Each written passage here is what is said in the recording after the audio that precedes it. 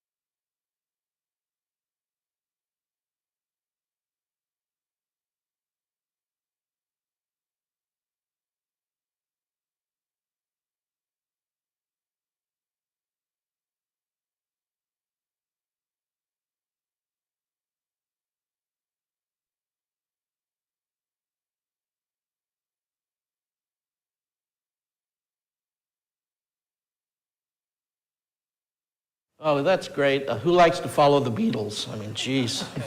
It's like in the old days, no one wanted to follow Otis Redding. But anyway, that was one of my favorite videos from the Halifax last conference in November, so I'm glad they showed that again. My name is Stu Magnuson. I'm the editor-in-chief of National Defense Magazine. Quick plug for the magazine, since it paid for my airfare here. National Defense was founded in 1920, just after World War I. We are almost 105 years old, and it is published by the National Defense Industrial Association, Washington. And just kind of like note for Jack over there, Admiral McCain was a frequent contributor back in the 1960s of his opinions, and he had a lot of them.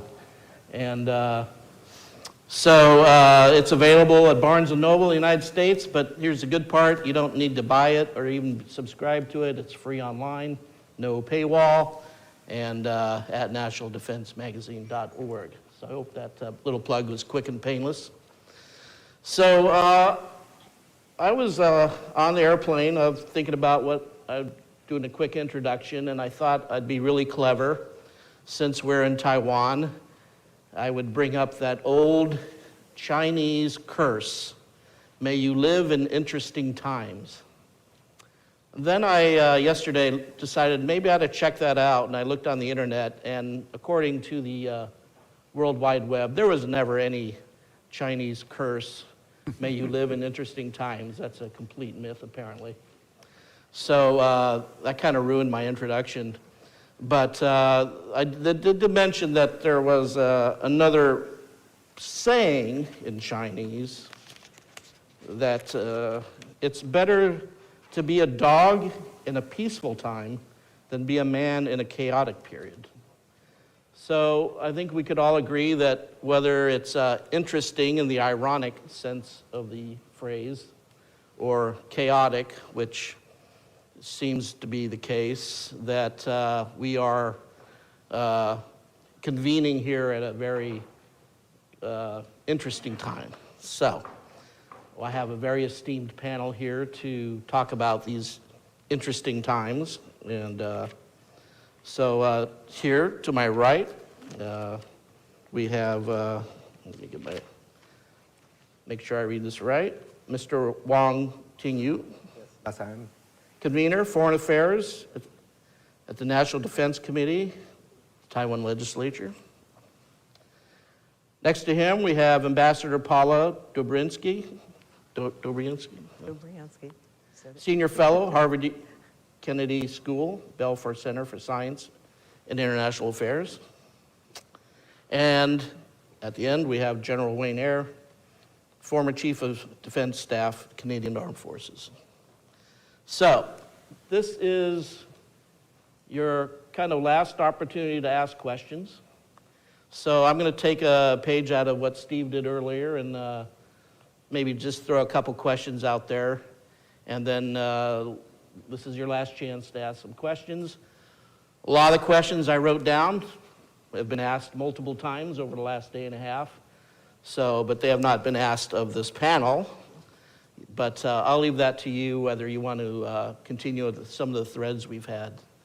So I'm going to leave it a very broad one. We've been here a day and a half, and we've touched on a lot of things that I've already mentioned. So I want to just ask the panelists if there's anything that we haven't touched on, especially for the theme of this panel, security and defense, that you would like to bring up and mention that, and we'll just start here with you, Mr. Wang.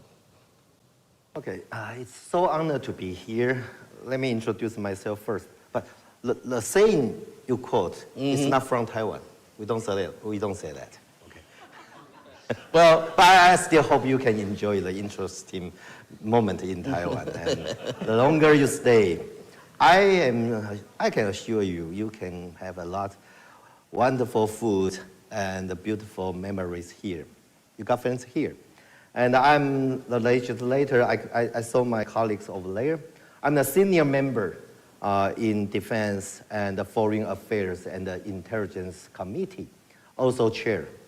In Taiwan, our system is a little bit different with the other countries' parliament.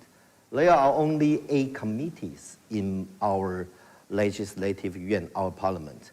And my committee includes military issue, defense budget, foreign affairs, intelligence bureau, overseas citizens, and veterans issue here.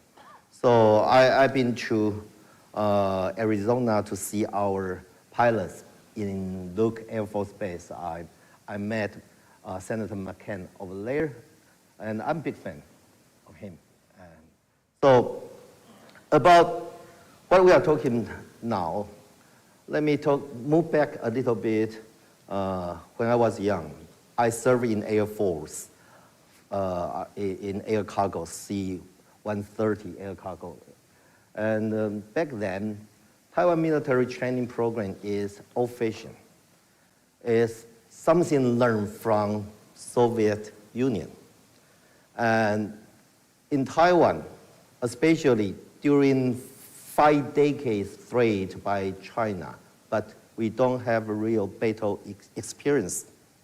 So move faster. When I served in Air Force, when I was in boot camp, I only shoot 6 rounds bullet using my rifle. Then I finished my training program and shift to Air Force.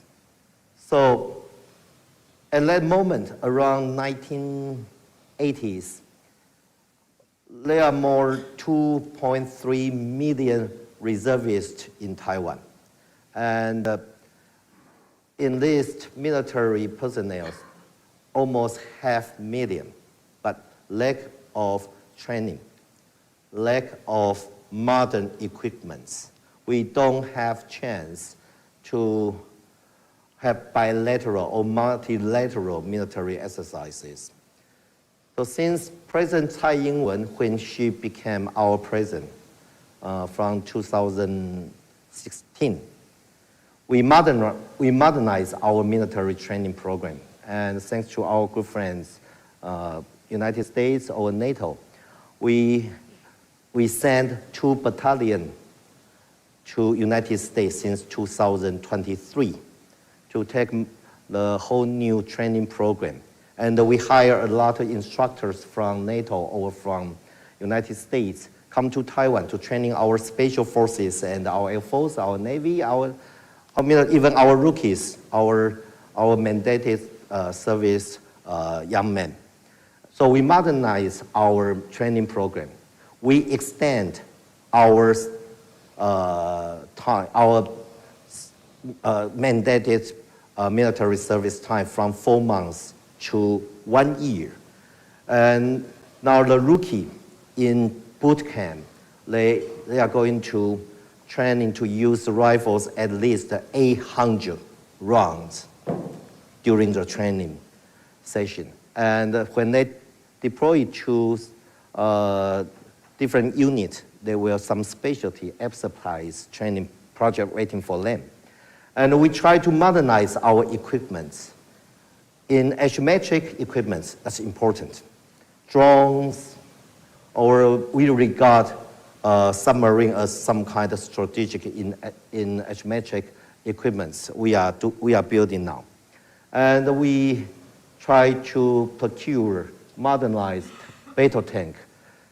Before this year, our battle tank, 60 to 40 years old.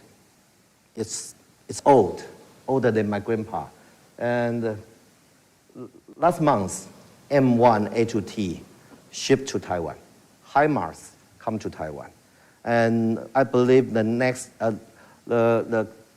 this year, F-16V will deploy to Taiwan. So we modernize our equipment, we modernize our training program, and we send our young men and women to United States to join those multi-country military exercise, to learn experience, to know how to communicate with our allies, Because in the past, before that, even we got some commitment from our allies, say we have commitment, solid,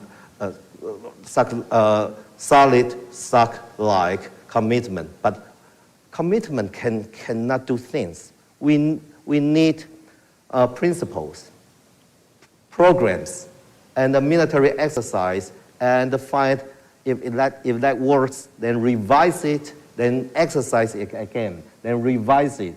If we don't have plan, we don't have exercise to verify if that plan works during peacetime, how can we count down we can cooperate and during the worst scenario time? So we emphasize that since last year. And we try to increase our defense budget. From Tsai Ing-wen administration, our former president, our defense budget increased 80%. And I do believe you know this message. Our president William Lai, he will increase our defense budget to higher than 3% of our GDP. And I hope we can convince our opposite parties, our friends in legislative yuan. So increase the budget and modernize our equipments, and we conduct new way to train our soldiers. The target, the goal is not only to defeat PLA. In this region, the real enemy is conflict itself. We try to deter war itself because it's our home here. We try to be ready to deter the worst scenario happen, and it's never enough. We were working very hard on this. Thank you. Thank you. Over to you, Ambassador. Same question. Anything you want to bring up that hasn't been brought up yet? Right, well, thank you. First, let me say, Peter, to you, Peter von Prague, thank you. It's just a real treat to be here, to have Halifax and Taipei. For me personally, I actually visited Taiwan when I was, I think, 19, 20 years old, and I stayed in the old Grand Hotel, not this Grand Hotel, but it's, for me, a real treat being here because of also seeing how Taiwan has evolved over these decades. I'd like to say a number of things about democracy and security. And I'd start with the basic premise that I know all of you know, and you've heard so much about. Democracies don't go to war with one another. And the question is, why is that? The reason is, first, that democracies share common values. It doesn't matter one's history, maybe difference of culture in different regions, but the fact is that there's a sharing of common values.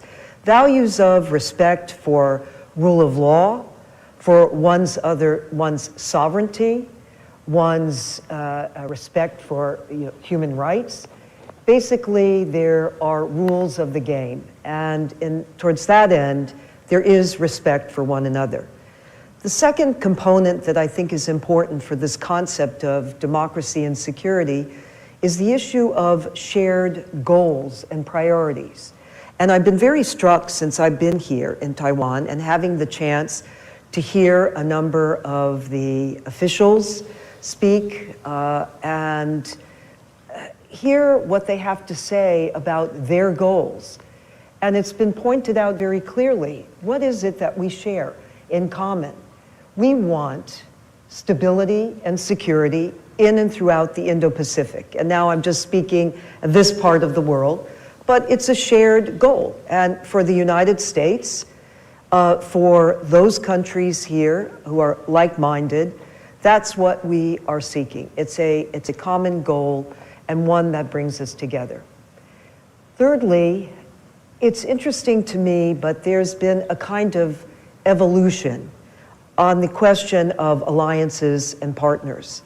Particularly in this part of the world, I have witnessed over the last, I'd say, decades, really the burgeoning of alliances, not in the traditional sense of NATO, but actually in what one could constitute or consider as flexible alliances around which countries mobilize in support of common goals and priorities. Prime Minister Abe of Japan was the one who initiated the Quadrilateral Security Dialogue in 2007. And he said that Japan, India, US, and Australia must come together to counter Chinese aggression and do this via an annual military exercise, the Malabar exercises. This started and evolved. Admittedly, during these decades, it had some fits and starts. There were some shifts politically during that time. But then it got elevated, actually. During the Trump administration, it got elevated to the ministerial level, and then in the Biden administration, they raised it to the head of state level. And I mention this because actually that framework has been an important framework. We've also seen the rise of AUKUS. Just like the Quadrilateral Security Dialogue, AUKUS is also geared towards the preservation of security stability in this region and as a counter to Chinese aggression, as a type of a deterrent. And then the other interesting component is you also have various alliances of which the United States isn't part of. Australia has an alliance with India and Indonesia, actually. And then there are others that have been mentioned. I won't go on. But simply to say that's a third element that I think is important to point out, that there are these arrangements that are galvanized by goals of trying to deter aggressive action, particularly on the part of China. Let me do just a sidebar. There was one of the dinners last night, which was conceived, and the title was NATO in Asia, or Asia in NATO.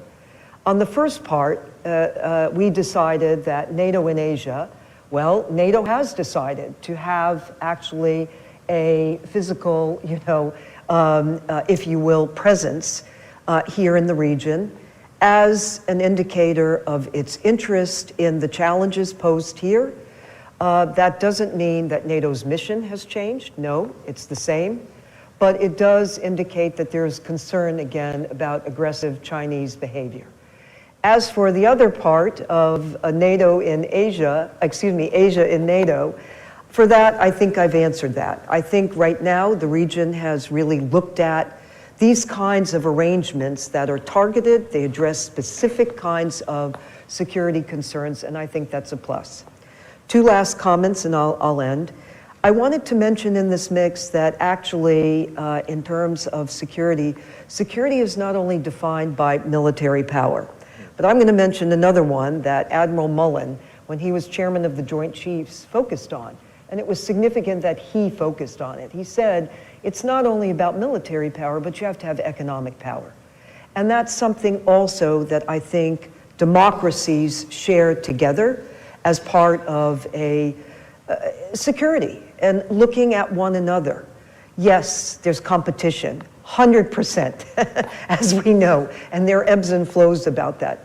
But also there's dialogue, there's discussion about the give and take, and how to balance things out. Finally, I would say that in this particular domain, I think another component that's worth highlighting is that, and this was part of a discussion, I think, in the last panel, is the question about what's happening for those that we are up against. Well, it was conceived here, Peter, you conceived it, the CRINCs. I've been using your acronym, and the CRINCs.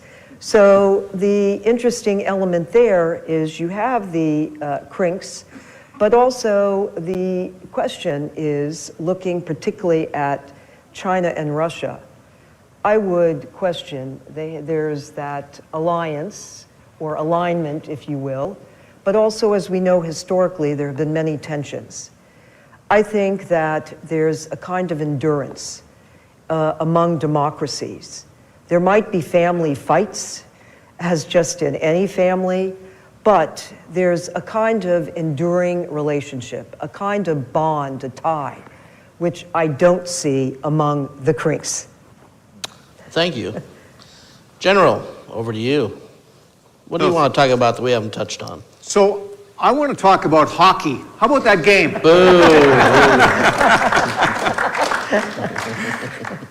Yeah, I had to get that out of my system. Peter, thank you for the invitation. Thanks for dragging me out of retirement and back to HFX. I've spoken at HISF a few times, and it's a wonderful opportunity. I am not going to be as optimistic as a number have been. In fact, my worldview is a little bit more pessimistic. And I've been saying for a number of years now that we are at a turning point in history.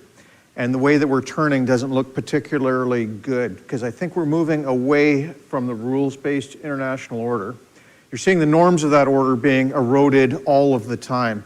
Yeah, the norm of territorial sovereignty, the norm of not rattling the saber with nuclear weapons. That order is changing into something else, perhaps another order or perhaps disorder. And what's causing it is a confluence of threats in the security environment, causing a polycrisis almost, with crises stacked upon crises. We see the alignment of the Fab Four, great video, which shows that. We see democracies needing to be more aligned, and wedges being formed between democracies. You factor, or you layer on climate change and what that is causing, and pre-existing fault lines being exacerbated. And then add on the rapid acceleration in technological change, just giving us a whole host of new capabilities to cause problems. So I believe we are in a globally integrated security environment where all aspects of security are closely tied together. Military, economics, information, health, human migration.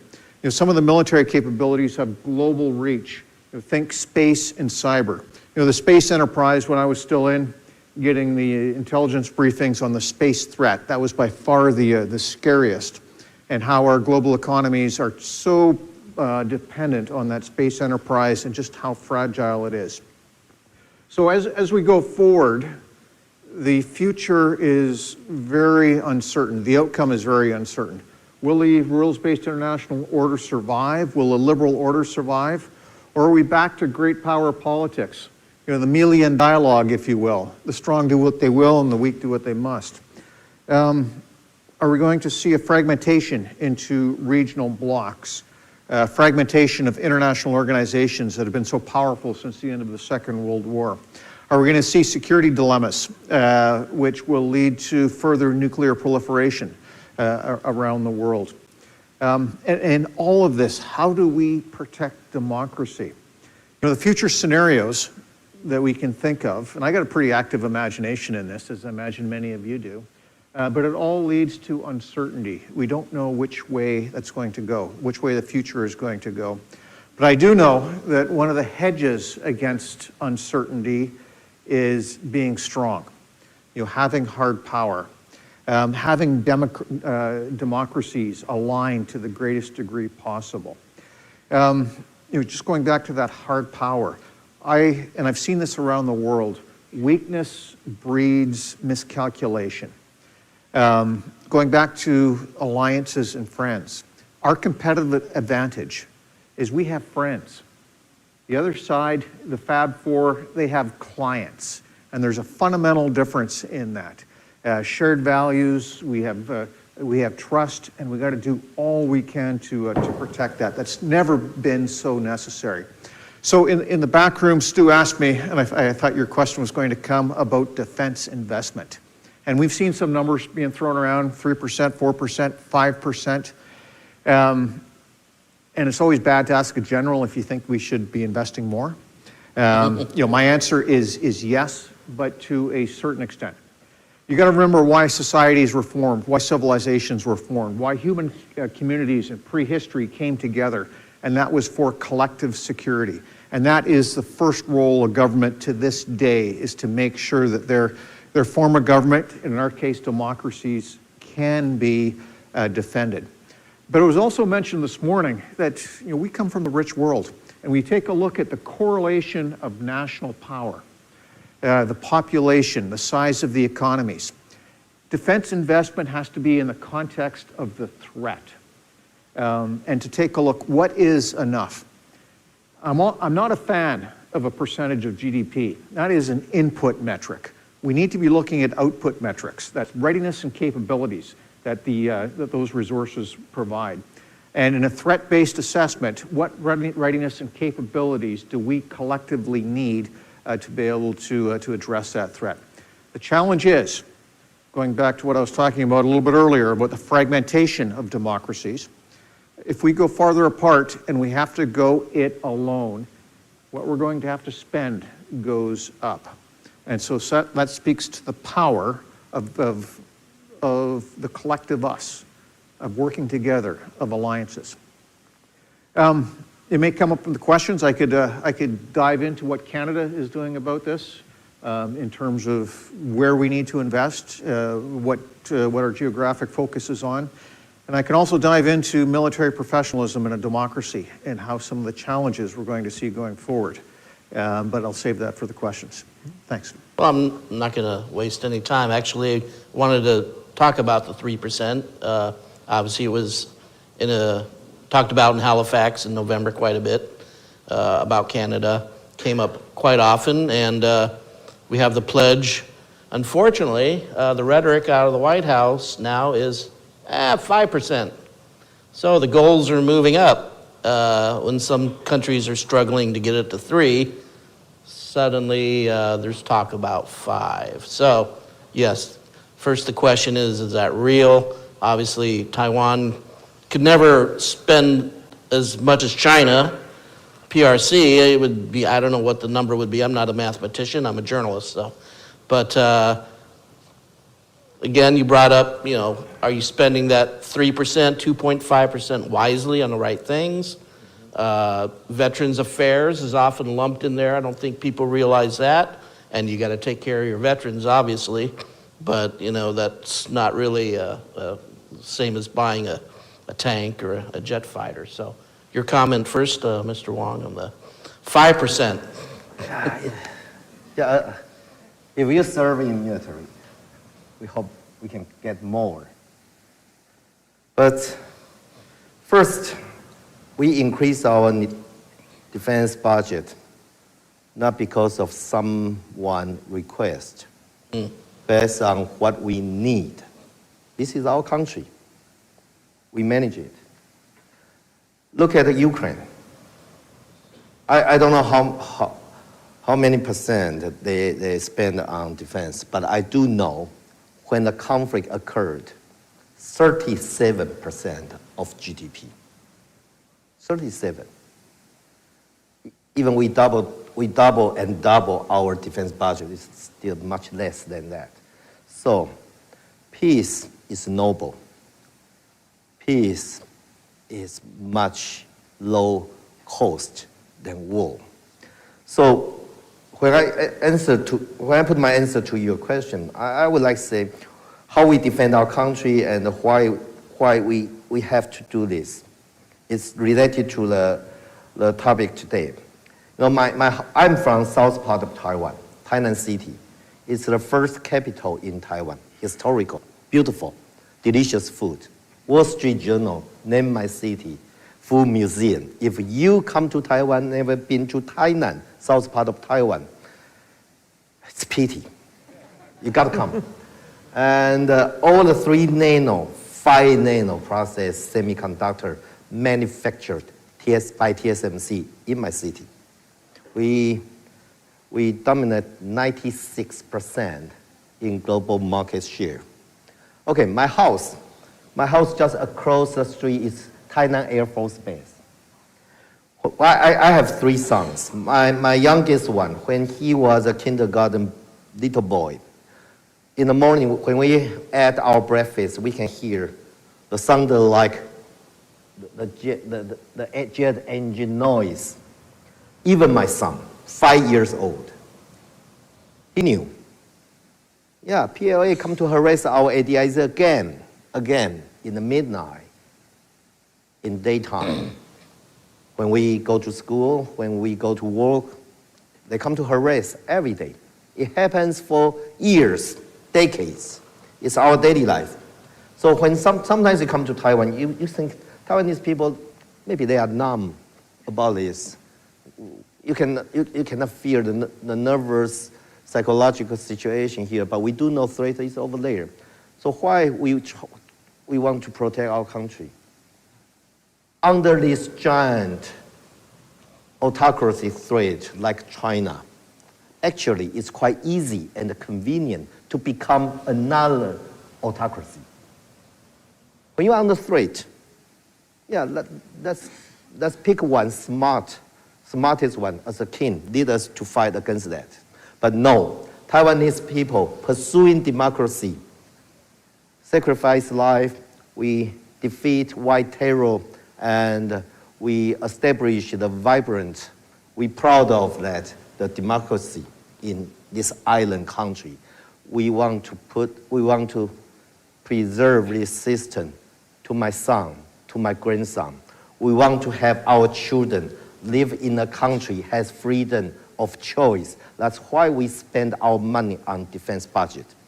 And we will calculate how much we need and using that in the correct way. And now there are 23 million people in this island.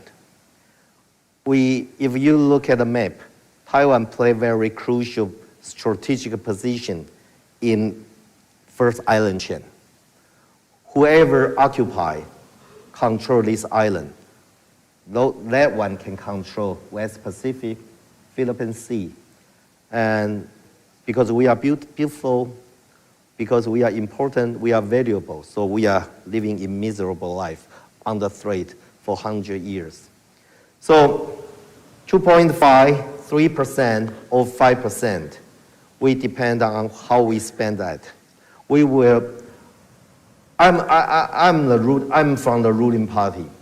So my president, these two terms president, Tsai Ing-wen and William Lai, they emphasize to improve the life, the dormitory, the personal individual equipments for our soldiers.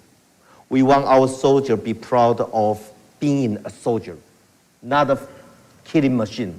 You are defending your country. You are protect your kids, have freedom of choice. That's democracy. If you ask teenagers, ask a college boy, ask them if they want to be annexed by China, they will answer you, no. We don't want to live that way. We don't want to be anything like Hong Kong, anything like Tibet or Uyghurs. So that's a choice. So for now, our GDP, because some of our friends from DC, they like to calculate that. But we spend more on training soldiers to reform our organization in our military unit.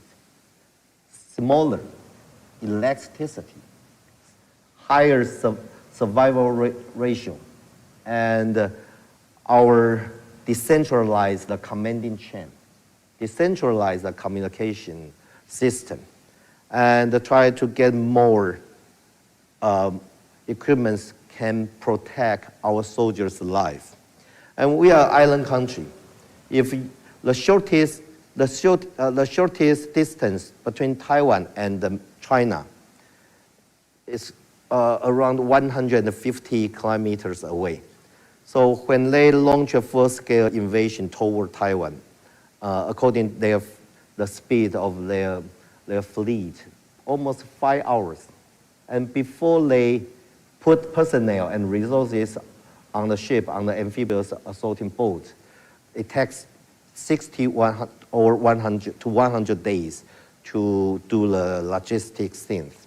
So how to delete this threat layer by layers, missiles, drones, in asymmetric weapons, and how to make China realize if they dare to launch a full-scale invasion towards Taiwan, they are going to lose a large portion of their soldiers on the sea, and they are going to fail. When they deliver limited personnel to the seashore, we are ready for that. So Taiwanese people is the most kind and peace-loving people in the world. We don't like war, but we are under the curse for decades. Hawaii is too far, China is too close. So we have to protect ourselves. And we will spend our defense budget on personnel, on how to delete, erase layer by layer when they launch a full-scale invasion, how to improve our communication among units and between Taiwanese military units and our allies. And we want to spend more on bilateral military exercise with our allies. I cannot say which country, but we want to do that.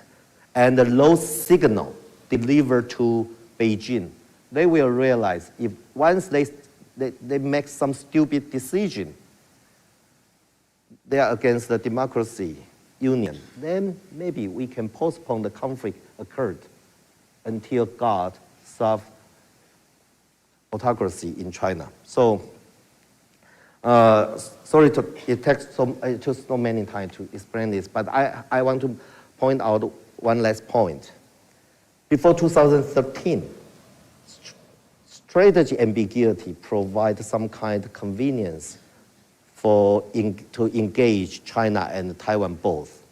But if you look at Ukraine, misjudgment, miscalculation is the potential risk. When you misjudge something, like Putin think he can conquer Ukraine within 72 hours, then he start the war. If Xi Jinping made the same judgment, going to kill global economy. So how to convey clear message to Beijing? Don't do something like that. Otherwise, you will fail, and the price will be your chair, your power. Then we can deter a war. Communists, they don't care about human lives. They don't care about sanction, economic sanction. They don't care about that. The only thing autocracy they care is the king himself. So maybe in diplomatic way can keep vague over ambiguity. But about security, when PLA is too cocky, when Xi Jinping got his third 5 years term, and moving toward the fourth term, he want to be king of that kingdom. No one dared to challenge his opinion. No one dared to provide second opinion to this dictator. Maybe from outside, from those democracies, from United States, can deliver some clear message to Beijing. Then we can deter these aggressive military activities happen every day and lead to the worst scenario. That means human life. We don't want that happen. Thank you. General, I'll May I also answer the question? Of course, too? Okay, sure. if we go down the line. I just have 3 quick points. The general mentioned the phrase peace through strength, and I think that was important. I worked in the Reagan administration, and that phrase was coined by Ronald Reagan. And it's something that really loomed large then during the heyday of the Cold War, because the argument was, if you are strong militarily, then you are going to be able to have a very strong deterrent, and you are going to be able to preserve peace. And it was the underpinning of our strategy. That has come back in terms of US policy of peace through strength. I wanted to highlight that. Second, your question was, does 5% work? It's worth noting, actually, there are countries that are almost on the verge of this. I go to Poland quite a bit. Poland is at 4.7. Poland has committed absolutely to 5%. Why? Because it's on the front lines there, and it wants to have peace through strength and wants to have a deterrent that it's going to rely on for itself. Interestingly enough, Poland's large. Who's next? Estonia actually is. Lithuania. Greece is also in this upper category. And my third and last point that I'd like to just make, I remember I just went to the Munich Security Conference. A number of us were there. I remember years ago that when he was Secretary of Defense, Jim Mattis was the speaker. And I'll never forget his words and the speech that he gave.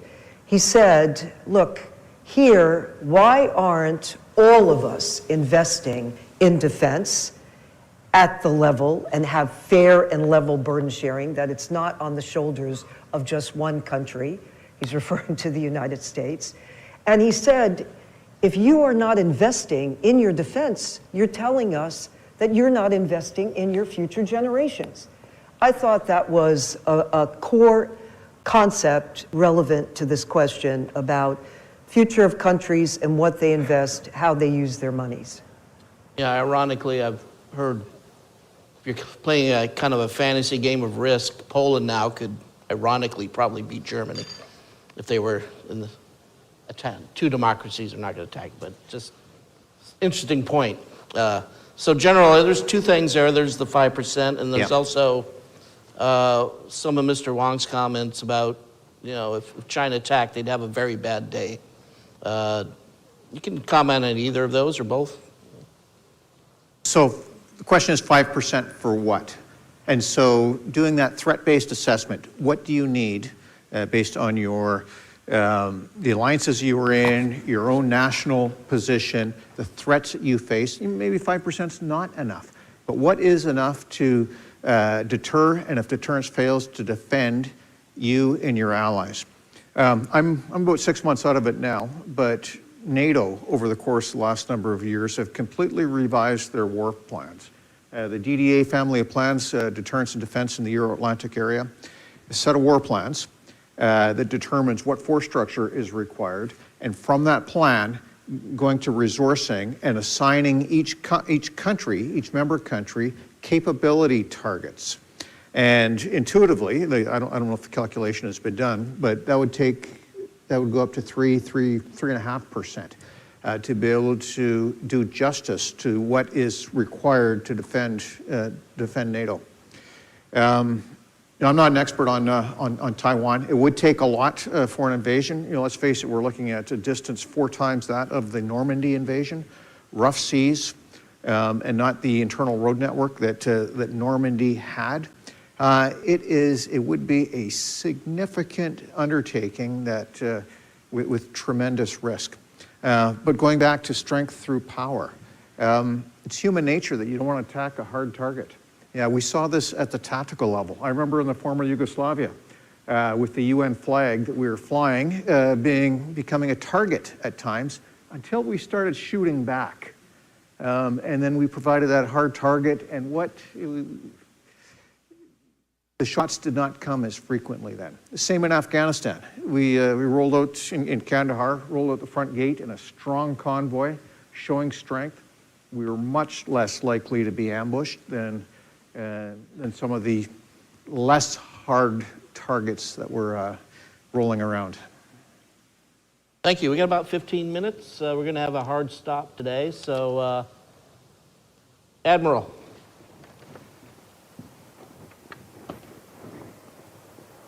I'm Admiral Retired Nirmal Verma, Indian Navy.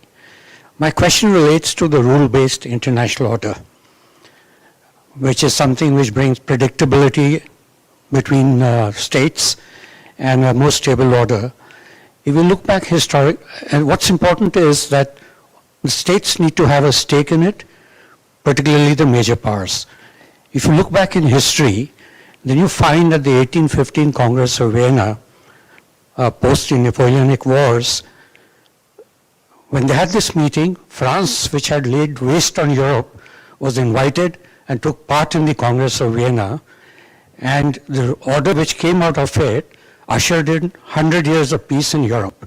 It didn't happen after First World War.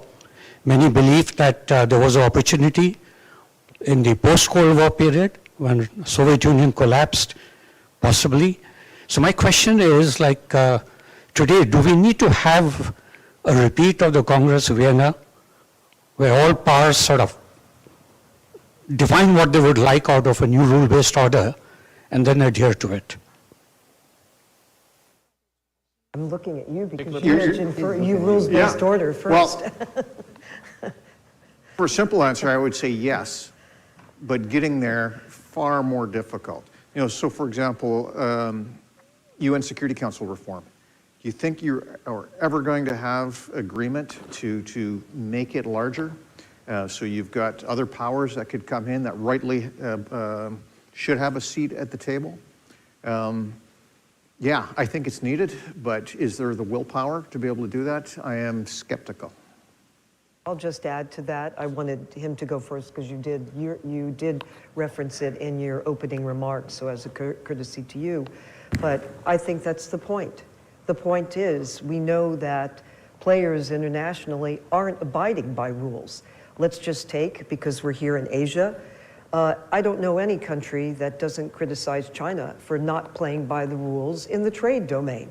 I mean, just totally. There's the comment always about the reform of the World Trade Organization and how, you know, if you have a country that just doesn't play by the rules, well, how can you have those sitting at the table? Because you'd question, are they ever really going to abide by rules?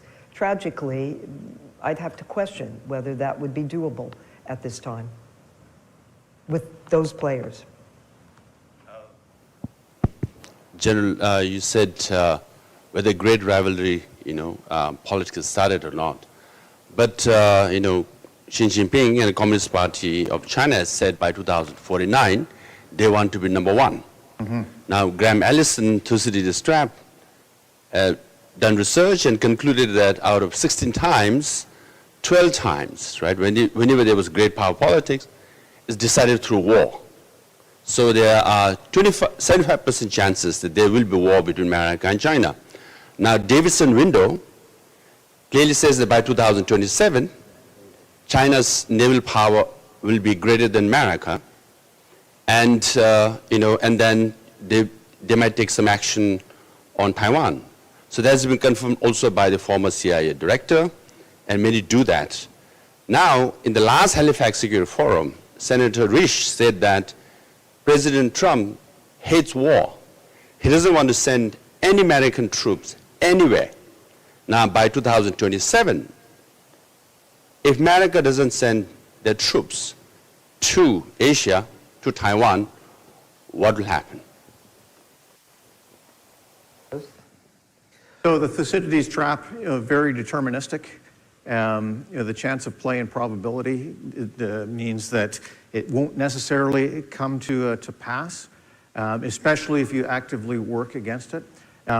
If you believe that China is set to become the world power or a global power, given its economic challenges, given its demographic challenges, and given all of the other internal challenges it faces, maybe this won't come to pass. That being said, studying Thucydides, using that lens for international relations between nations, very, very valuable to have that historical analogy and to know what to be watching for. My answer to this, first, Xi Jinping has made some, we name that Xi Jinping's agenda. 2027, that will be PLA 100-year anniversary. And he set up a goal.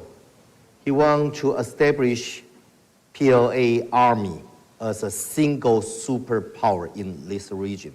That means can exclude all foreign interference. So based on the goal, they building destroyers. They are manufacturing a lot of equipments, carriers, and start 2014. They start a long-range joint military exercise to West Pacific. Since then, 2014, PLA using their air force, their destroyers go around Taiwan from Miyako Strait, Bessy Channel, to the West Pacific, east side of Taiwan Island. Since then, and now every week they have joint military exercise going down over to the north, go through the Taiwan Strait every week. And 2 days ago, Canadian destroyer go through the Taiwan Strait. China criticized that. You cannot come inside because they want to make Taiwan Strait become inner water. So they have planned on this. So that's Philip Davidson's gap, 6 years. The day he mentioned this is 2027. We don't predict war here. We want to deter it. We want to ease the situation. But we need to notice that once in autocracy system, once the leader set up a goal, the whole army, the whole military, they will put in everything they have. Sometimes they steal money from that program. So they put everything in to reach the kind of requirement by the highest super leader. So we notice that we are against this kind, but we don't compete with that. We try to establish in asymmetric capacity and our platform to defend our home. And global atmosphere, international alliance cooperation means a lot to deter this. Otherwise, look at the Philippines. They sent 200 shipboats to harass Philippines EEZ. They shoot 5 missiles toward Japan EEZ. They using the jet to leak the gasoline, harass Australian helicopters. It's not unique incident. In the mindset to PLA, Xi Jinping asked them, prepare to start a war. So they are in the wartime. We are in the peacetime. Different kind of mindset causing different kind of behavior and outcome. So we notice that we need to do our best readiness to deter that. And maybe 2027 is just a year. Maybe it's worse situation happen. We don't know, but we will try our best to stop this kind of situation. All right, we got time for maybe one, maybe two more, but just real quick. Yep, you got the mic. Yes. You got the power. Thank you. Well, first, and I'm happy to see you, Mr. Wang, and I'm Dolkun Isap, former president of World Uyghur Congress. We met on the online, but first time. I use this opportunity and express my deeply thankful for you play major role to adopted Uyghur genocide motions at Taiwanese parliament. So thank you very much. And once Xi Jinping said, if we liberate and announce in Taiwan, we should educate Taiwanese people and we should open re-education camp. But most of the world not very take attention for this, but very dangerous word is this. Because today, Chinese Communist Party and hold and the re-education camp, so-called, in the East Turkestan and Xinjiang, 3 million people in the concentration camp, so-called re-education camp. 1 million Tibetan children in the boarding school. Hong Kong's democracy is over, and Hong Kong actors. Yes. So it is why I'm saying this. So entire world just watch it. So just condemning is good, but before this evil, do something should be preparation for prevent this dangerous. No, in the Taiwan sovereignty is under dangerous. So yeah, is budget for the defense increasing is good, but I believe it's not only this defense budget not used as buying a weapon or industry, developed industry, and also educated people. How is it? I believe quite high number of the Taiwanese young generation, particularly support of Kuomintang, still not really realize how dangerous Chinese Communist Party. So, do you think the whole preparation of the Taiwanese young generation, and I think it is a time Tibetan, Uyghur, Hong Kong, we have a good experience. No one. We need a question. Yeah, but just 1 second. All right, we need a question if you want an answer. So, do you think it is a good time? Is more cooperation, Tibetan, Uyghurs, and Hong Kong, because we had more experience, we understand much more than other of the security phase. Okay. So, do you have any preparation, cooperate together, not only educate Tibetan, Taiwanese young generation to outside Taiwan, in the globally, and they really told the true face of the CCP? Thank you. You got 30 seconds. No, I'm kidding. You The probably have answer is about yes. 2 The minutes. answer is yes. I'm the former chair of Human Rights Committee, and Fan Yun, the legislative fan, she is the current chair of Human Rights Committee. Yes, we have to do that, but it's not because of try to defend Taiwan or not. It's human rights. Democracy is supposed to do that. We will do that. Okay, thank you to my panel. Like I said, we got a hard stop, but the good news is conference is ending. We have a lot of time for discussion and questions off the record later this evening. So again, thank you to the panel, and thank you again to Peter. And that's that. Okay.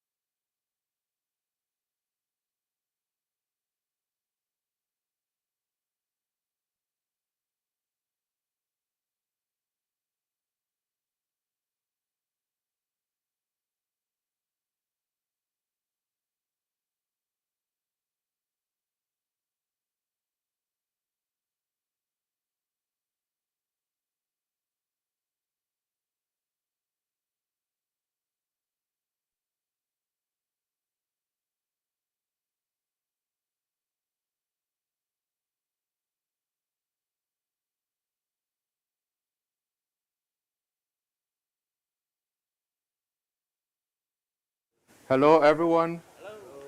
My name is JJ Omojua from Nigeria. I feel privileged to introduce one of my favorite leaders. The New York Times described her as one of the most influential ambassadors in Washington. And indeed, her past role in the US won Taiwan friends and admirers across the aisle. However, today, she has an even more important job, which is to work with President Lai Ching there to defend Taiwan's democracy amidst the many threats it faces. Vice President Shao comes from a unique upbringing in terms of family, career, and politics.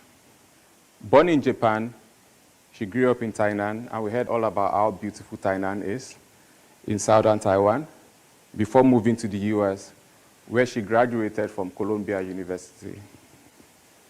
She returned to Taiwan in 1996, prior to Taiwan's first ever democratic elections for president. She served in both foreign affairs and as an elected member of the legislature, having seen Taiwan's politics from both abroad and the grassroots. She navigated Taiwan's relationship with the United States during President Trump's first term, and later during the Biden administration, where she won praise from across the aisle for her professionalism, candor, and expertise. And in 2023, I understand with a bit of personal sacrifice, she returned to Taiwan as President Lai Ching-te's running mate, winning a historic third term for the DPP. Friends and allies, let me welcome Vice President Shao.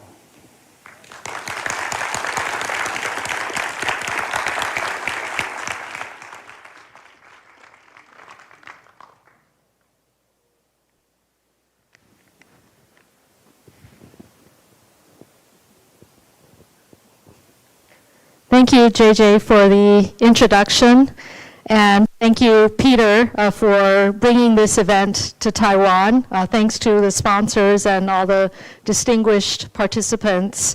And by the way, as on my way walking in with Peter, I originally had a Canadian maple leaf pin, but with his advice, I exchanged it for a bubble tea, an emblem of Taiwanese hospitality.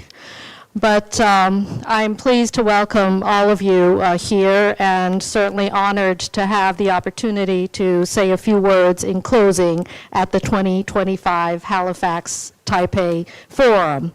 I see many friendly and familiar faces, and I want to thank you for your presence here, which demonstrates a shared interest in global security that is also grounded in our shared values. This event marks the first time that Halifax Forum has been held in Taiwan, and this not only represents the international community's recognition of Taiwan's efforts towards democracy, freedom, and peace in the Indo-Pacific region and beyond, but it also bestows upon Taiwan an even greater responsibility in safeguarding these values.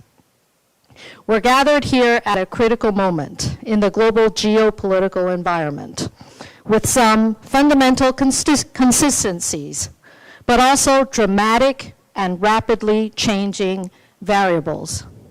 The challenge for me to close this particular event, in addition to trying to avoid being too repetitive on what has already been said here, including by President Lai yesterday, is to frame a very in-depth discussions that you have had and incorporating the very complicated strands of global challenges we face today into a very short 5-minute address.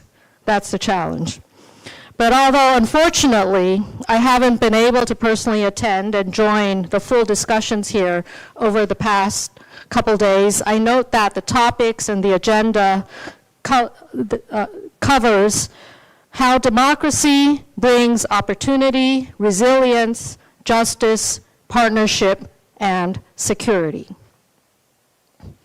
The agenda of this event, in the context of today's geopolitical environment, seems to bring us to a convergence on the need to frame a shared effort, and for now, let me call that effort values-guided realism.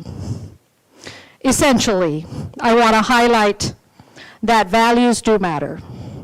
As leaders, practitioners, and policymakers in global security, we do believe in the inherent supremacy of democracy as a system of government that empowers humanity to strive for peace. But at the same time, we must be clear-eyed, calculating, and realistic when it comes to effectively optimizing the tools to counter totalitarianism and aggression. Every day, tragedies of war and conflict around the world remind us that we cannot be complacent and we cannot take peace for granted. There is much work to be done, and there is an urgency for action. This is exactly why President Lai has proposed the concept of 4 pillars of peace, which focuses on strengthening Taiwan's defense, building economic security, enhancing partnerships with democratic nations, and exercising steady and principled leadership in cross-strait relations. Putting these pillars into action, Taiwan has sought to steadily increase our defense budget and implement a series of defense reforms across the board. Among them are efforts such as enhanced professional, conscription, and reservist training, prioritizing asymmetric acquisitions in our platforms, and setting up a Defense Innovation Office to leverage our people's innovation, technological, and industrial output capabilities for national security. To be clear, we are facing increasingly sophisticated and intensifying hybrid threats toward our democracy from the CCP and PLA, in addition to daily incursions, which are dangerous in the aerial and naval domains into the Taiwan Strait, across the Taiwan Strait median line and into our ADIZ that pose threats to our security, we are dealing with daily cyber attacks, cognitive warfare, and diplomatic bullying aimed at compromising our economic and political security and undermining public confidence in democracy. Hybrid threats warrant hybrid solutions. And we know that there is no better deterrent to aggression than our own society's heightened commitment to self-defense. As he stated yesterday, President Lai has taken an initiative to expand stakeholder contributions to our country's resilience by establishing and personally leading a committee called the Whole of Society Defense and Resilience Committee. This initiative aims to fortify our country's energy, cyber, financial, communications, and infrastructure resilience, and assess the requirements for medical and food stockpiles. While Taiwan is no stranger to natural disasters, such as earthquakes and typhoons, we understand the need to support enhanced training for civic defense and relief organizations. Furthermore, seeing economic resilience as an integral part of our national security, this administration has highlighted its promotion of trusted industries, or industries that thrive on trust and reliability for their success. Among them are semiconductors, AI, next generation communications, defense, and security industries. We stand ready to partner with like-minded societies in all of these areas, contributing to global technological advances and prosperity.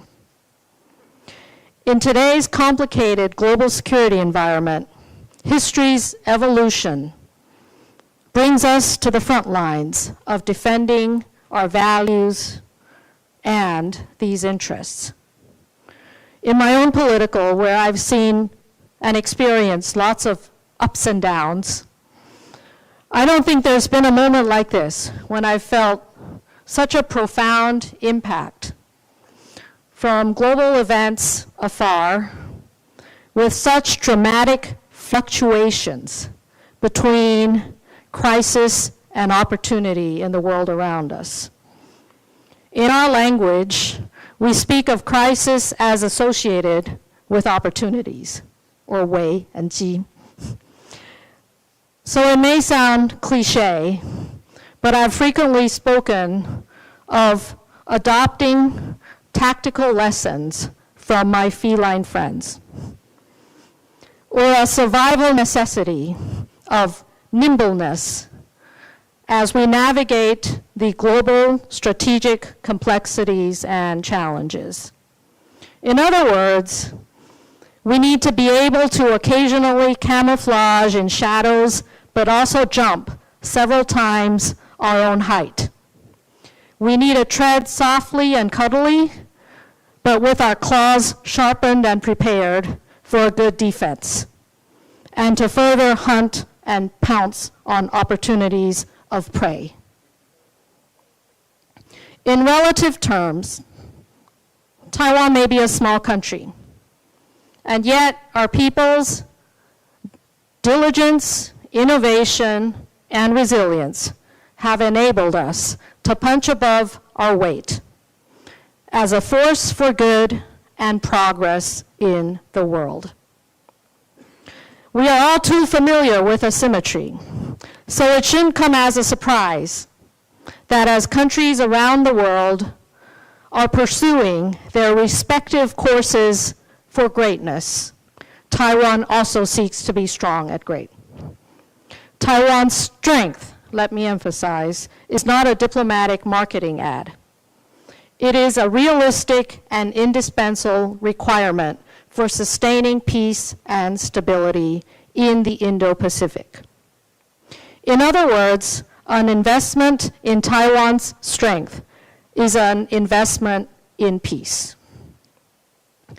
So since we are at the Halifax Forum, let me close by paraphrasing something I heard from a visiting Canadian senator yesterday, a Canadian. and apply it as a message that is also very much relevant for Taiwan. That is, one must not mistaken our people's humility and friendliness for weakness. In our concept of values-guided realism, we are committed to upholding democracy and freedom, and we are determined to partner with like-minded friends to maintain peace by building strength together. Thank you.